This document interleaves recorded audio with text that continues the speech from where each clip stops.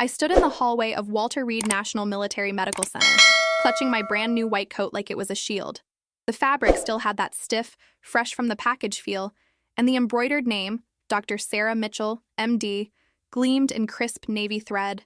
26 years old, fresh out of my emergency medicine residency, and about to start my first day as an attending physician in one of the most prestigious military hospitals in the country. I should have felt proud. Instead, I felt like an imposter. Well, well, well. The voice came from behind me, dripping with condescension. Look what the cat dragged in. I turned to find Dr. Marcus Henderson leaning against the wall, his arms crossed over his chest. He was maybe 10 years my senior, with salt and pepper hair, and the kind of smirk that suggested he found the entire world amusing in the most disappointing way possible. First day, sweetheart? He didn't wait for my answer. Let me guess. Daddy pulled some strings to get you this position? Or maybe you're here to fill some diversity quota. Heat rushed to my cheeks, but I forced myself to meet his gaze steadily. I earned my position here, Dr. Henderson, same as anyone else. Sure you did. He pushed off the wall and sauntered closer. Tell me, did they even teach you how to handle real trauma in that cushy civilian residency of yours? Because this isn't some suburban ER where the biggest emergency is little Timmy's scraped knee. 2 other doctors had gathered nearby, watching our exchange with interest. One of them, a woman with severe features and dark hair pulled back in a tight bun, let out a sharp laugh. Marcus, be nice, she said, though her tone suggested she found the situation anything but worthy of kindness. We were all new once, even if some of us actually had relevant experience before showing up here. Dr. Patricia Knowles, she introduced herself, extending a hand that felt limp in my grasp. I did my residency at Johns Hopkins and spent 3 years with Doctors Without Borders in conflict zones before coming here. What about you? The question was clearly meant to highlight my inadequacy. I'd done my residency at a well-respected program in Boston, but it was true. I'd never worked in a war zone. I'd never treated blast injuries or GSWs in a field hospital. My experience was domestic emergency medicine, however rigorous. Boston General, I said quietly. Emergency medicine. Oh, Boston. Dr. Henderson made it sound like I'd said I'd trained at a shopping mall. How quaint. The third doctor, a younger man who'd been silent until now, finally spoke up. I'm Dr. James Rivera. Don't mind them. They're always like this with new people. But even his attempt at kindness was undercut by the pity in his eyes. He clearly didn't expect me to last long. Rounds start in 15 minutes, Dr. Knowles said, checking her watch. Try to keep up, Dr. Mitchell. And for God's sake, don't touch anything you're not absolutely certain about. These aren't practice patients. They walked away, leaving me standing alone in the hallway, my confidence in tatters. You earned this, I reminded myself. You graduated top of your class. You scored in the 99th percentile on your boards. You belong here. But the words felt hollow. The morning was a baptism by fire. We moved from room to room, case to case, and I felt myself shrinking under the weight of Dr. Henderson's commentary and Dr. Knowles's pointed questions. Every answer I gave was met with barely concealed disdain. Every suggestion I offered was dismissed before I could fully articulate it. That's your assessment? Dr. Henderson asked when I suggested a particular course of treatment for a soldier with a complex fracture. Did you even look at his chart? That approach might work for your average car accident victim, but this man's bone density has been compromised by prolonged exposure to specific environmental factors. But I suppose they didn't cover that in Boston, did they? I bit back my response. He was right. I had missed that detail in the chart. But his delivery was designed to humiliate rather than educate. By the time we reached the ICU, I was questioning every decision I'd made that led me to this moment. Maybe I wasn't cut out for military medicine. Maybe I should have stayed in civilian practice where... Dr. Mitchell! Dr. Knowles' sharp voice cut through my spiraling thoughts. This is Lieutenant Commander James Caldwell. 34 years old, Navy SEAL, brought in 3 days ago with multiple injuries sustained during a classified operation. Severe blood loss, internal injuries, compound fracture of the left femur, and significant soft tissue damage. He's stable now, but it was touch and go for a while. I looked through the glass at the unconscious man in the bed. Even in repose, there was something formidable about him. Broad shoulders, muscular build, a face that would have been handsome if not for the bruising and the breathing tube. What's his prognosis? I asked. He'll live, Dr. Henderson said dismissively. Barring any complications. These SEALs are tough bastards. We've done our part. Now it's just a matter of waiting for him to wake up and start healing. Something in his tone bothered me. There was a casualness to it, a lack of concern that seemed wrong for someone in such critical condition. May I see his full chart? I asked. Dr. Knowles raised an eyebrow. Trying to find something we missed, Dr. Mitchell? No, I'd like to familiarize myself with his case. She handed me the tablet with an expression that clearly said I was wasting everyone's time. I scrolled through the notes, studying the initial assessment, the surgeries performed, the current medication regimen. Everything seemed appropriate, professionally handled. These doctors might be condescending jerks, but they were competent jerks. Still, something nagged at me. His urine output, I said slowly. It's been declining over the past 12 hours. Within normal parameters, Dr. Henderson said. We're monitoring it.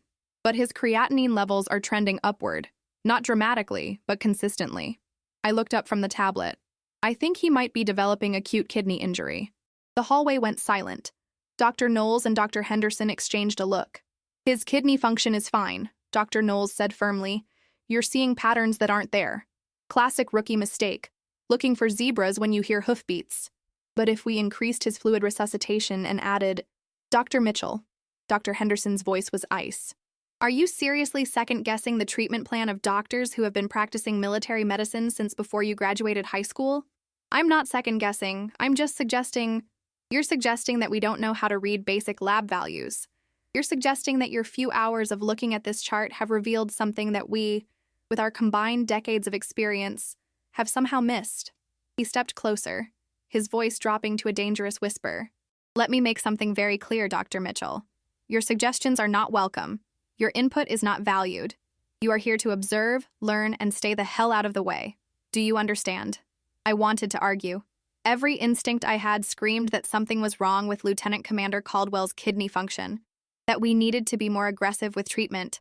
But I was also acutely aware that I was the newest, least experienced doctor here, that I'd already been wrong once this morning, that maybe my desperation to prove myself was making me see problems where none existed. I understand, I said quietly. Good. Now let's move on. We have actual work to do. The rest of the day was a blur of condescension and self-doubt. By the time my shift ended at 8 p.m., I was exhausted, humiliated, and seriously considering whether I'd made a terrible mistake in accepting this position. I should have gone home. Instead, I found myself walking back to the ICU. Lieutenant Commander Caldwell was still unconscious, still hooked up to a dozen machines, still fighting for his life while his kidneys slowly failed. Because I was right. I knew I was right.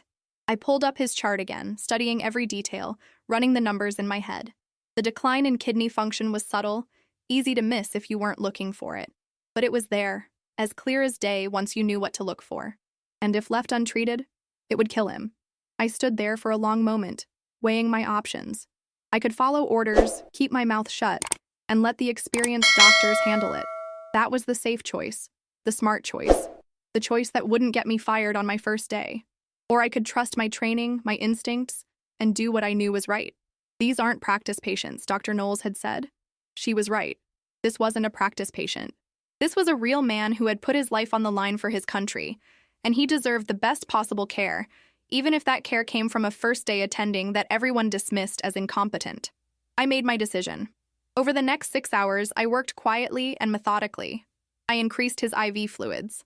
I adjusted his medication dosages. I added renal protective agents to his treatment plan. I documented everything meticulously, knowing I'd have to defend every choice I made. By 2 a.m., his urine output had increased. By 4 a.m., his creatinine levels had stabilized. By 6 a.m., when the morning shift started arriving, his kidney function was improving.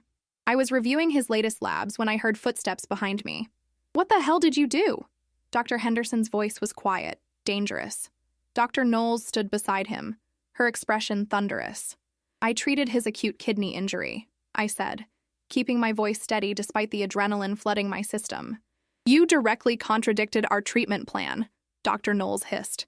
You undermined our authority. You could have killed him with your reckless... I saved his life. I stood up, meeting her gaze. His kidneys were failing. If I hadn't intervened, he would have been in complete renal failure by this morning. The labs don't lie. Dr. Henderson grabbed the tablet from my hands, his eyes scanning the numbers. I watched his expression change from anger to confusion, to something that might have been grudging respect before settling back on anger. You had no right, he said finally. I had every right. I'm an attending physician at this hospital, and I saw a patient in crisis. I did my job. Your job. Dr. Knowles spat, is to follow the chain of command. Your job is to defer to more experienced doctors. Your job is to save lives. I didn't raise my voice, but there was steel in it. That's my job. That's the only job that matters. Before either of them could respond, an alarm started blaring from Lieutenant Commander Caldwell's room. We rushed in to find his eyes open, panicked, his hands pulling at the breathing tube. He's waking up, I said, my training kicking in. We need to extubate him before he injures himself. For once, Dr. Henderson didn't argue. Together, the three of us worked to remove the breathing tube, to calm the disoriented SEAL, to assess his condition. Lieutenant Commander Caldwell, I said softly, once the tube was out and he was breathing on his own. You're at Walter Reed. You're safe. You were injured, but you're going to be okay. He blinked at me, his eyes trying to focus. His lips moved, but no sound came out at first. Then, raspy and weak. My team? Safe, Dr. Henderson said gruffly. All accounted for. The relief on Caldwell's face was profound. He closed his eyes for a moment, then opened them again, looking directly at me. You, he whispered. You were here, last night, changing my meds. I nodded. Yes, you're a fighter, Lieutenant Commander. He studied my face for a long moment, and I wondered what he saw. The too young doctor, the woman who didn't belong, the rookie who'd gotten lucky. Thank you, he said simply, and then he drifted back to sleep. The days that followed were tense. Dr. Henderson and Dr. Knowles had grudgingly acknowledged that my intervention had been necessary, but they hadn't forgiven me for it. If anything, they seemed more determined to find fault with my work, to prove that I'd simply gotten lucky. I kept my head down and did my job. I treated patients. I studied constantly. I worked harder than I'd ever worked in my life. I was determined to prove that I belonged here, that I wasn't just some diversity hire or some kid with connections. Lieutenant Commander Caldwell recovered steadily. By the end of the week, he was off the ventilator entirely and sitting up in bed. By the following week, he was starting physical therapy. He was quiet, intense, and unfailingly polite to all the medical staff. He also watched me with an odd expression whenever I was in his room, something I couldn't quite decipher. It was 2 weeks after my first day when everything changed. I was in the middle of rounds with doctors, Henderson, Knowles, and Rivera when we entered Caldwell's room. He was scheduled to be transferred out of the ICU that afternoon, a major milestone in his recovery. Good morning, Lieutenant Commander, Dr. Henderson said with forced cheerfulness. How are you feeling today? Better, sir, Caldwell replied. He was in his hospital gown, but even that couldn't diminish the quiet authority he radiated. Dr. A.E. Henderson launched into an explanation of the transfer process, but I noticed that Caldwell's attention kept drifting to me. Finally, he interrupted. Excuse me, Dr. Henderson, he said politely, but I'd like to know the name of the doctor who saved my life. An awkward silence fell over the room. We all played a role in your recovery, Dr. Knowles said smoothly. It was a team effort. I'm sure it was. Caldwell's voice was mild, but there was steel underneath. But I specifically want to know the name of the doctor who was here at 2 a.m. on her first day, going against the recommendations of her senior colleagues because she knew my kidneys were failing. All eyes turned to me. I felt my face flush. Dr. Sarah Mitchell, I said quietly. Caldwell nodded slowly, as if confirming something he already knew. Then, to my utter shock, he swung his legs out of bed, ignoring the protests of the nursing staff. He was weak, still recovering, but he planted his feet firmly on the floor and straightened to his full height. And then, despite the pain it clearly caused him, Lieutenant Commander James Caldwell, Navy SEAL, came to full attention and rendered me a perfect military salute. Dr. Mitchell, he said, his voice ringing with absolute conviction, it is an honor to be alive because of you. The room went absolutely silent. Dr. Henderson's mouth hung open. Dr. Knowles looked like she'd been slapped. Even Dr. Rivera seemed stunned. I stood frozen, not knowing how to respond. At ease, Lieutenant Commander, a new voice said from the doorway. Before you tear your stitches. We all turned to see a woman in a Navy Admiral's uniform, her bearing unmistakable even without the stars on her collar. Admiral Caldwell, the Lieutenant Commander said, lowering his salute but remaining at attention. Good morning, ma'am. Sit down, James, the Admiral said, but her voice was warm. That's an order. He sat, and the Admiral turned her attention to our group. I'm Admiral Patricia Caldwell, she said, James's mother. I've been following his case very closely, and I understand I have Dr. Mitchell to thank for my son's life. My mind was reeling. Not only was my patient a Navy SEAL, but his mother was an admiral. I just did my job, ma'am, I stammered.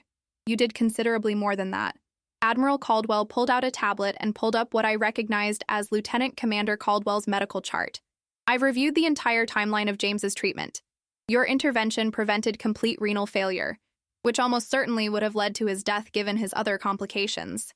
You made that call on your first day, against the advice of senior colleagues based purely on your medical judgment. She turned to look at Dr. Henderson and Dr. Knowles. I'm curious, she said, her voice deceptively mild. Why exactly was Dr. Mitchell's assessment dismissed?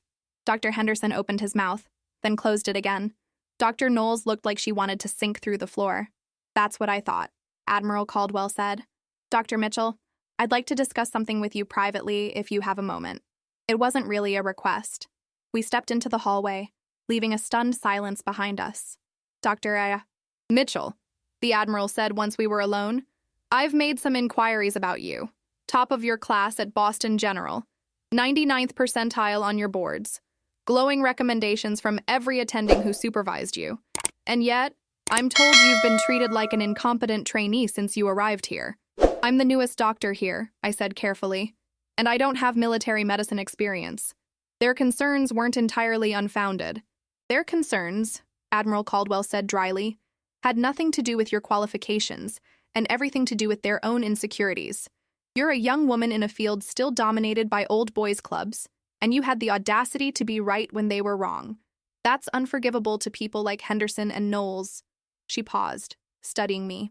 My son is alive because you had the courage to trust your training and your instincts. Because you prioritized your patient's welfare over politics and hierarchy. That's the kind of doctor we need more of, not less. Thank you, ma'am, I said quietly. I'm going to be watching your career with great interest, Dr. Mitchell. And I suspect this won't be the last time you prove the doubters wrong. The Admiral left shortly after, but the impact of her visit and her son's salute rippled through the hospital. By the end of the day, the story had spread to every department. The first day attending who'd saved a SEAL's life. The young doctor who'd stood up to senior colleagues and been proven right. Dr. Henderson and Dr. Knowles were notably quieter around me after that.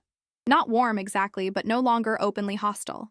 Dr. Rivera started actually asking for my input on cases. Lieutenant Commander Caldwell was transferred out of the ICU that afternoon, but before he left, he asked to speak with me one more time. I meant what I said earlier, he told me, sitting on the edge of his bed. It is an honor to be alive because of you. I've served with some of the best warriors in the world, Dr. Mitchell, and I recognize courage when I see it.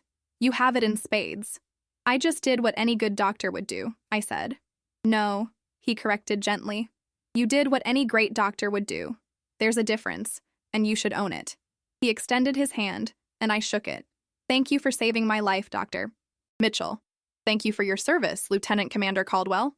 That was 3 months ago. I'm still at Walter Reed, still learning, still occasionally doubted by those who think youth and inexperience outweigh skill and dedication.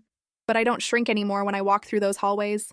I don't second-guess my white coat or my embroidered name, because I know what I'm capable of. I know that I earned my place here, not through connections or quotas, but through skill, knowledge, and the courage to trust my training even when everyone else told me I was wrong. And every time I start to doubt myself, I remember a wounded Navy SEAL standing at attention despite his pain, rendering a salute that said more than words ever could. You belong here.